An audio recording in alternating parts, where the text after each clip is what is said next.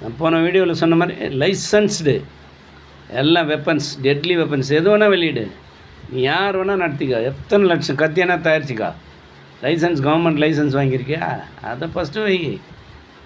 என்ன சும்மா இவன் பாட்டு வெட்டிட்டு அங்கே கீழே போட்டு போவான், அதில் எதுவும் ஒரு அட்ரஸும் இருக்காது, எப்படி கண்டுபிடிப்பேன்? சிசிடிவி மட்டும் இல்லைன்னா இன்னும் போலீஸுங்க பாடு பெரும்பாடாக போயிடும். ஏதோ அதனுடைய உதவினால் ஒரு 90% உங்களுக்கு வேலை சுலபமாகிடுது. நான் ஏற்கனவே என் ஷார்ட்ஸில் கொடுத்துருக்கேன், இப்போ இருக்கிற போலீஸுங்களெல்லாம் சோம்பேறி ஆக்கிடுச்சின்னு. நல்ல திறமை வாய்ந்தவங்க எவ்வளோ அவார்டு கொடு. ஃபுல்லாக இந்த சிசிடிவியை பயன்படுத்தக்கூடாதுன்னு சொல்லு. எல்லாத்தையும் வச்சு கண்டுபிடிச்சிட்ட பிறகு ஒப்பிட்டு பாரு.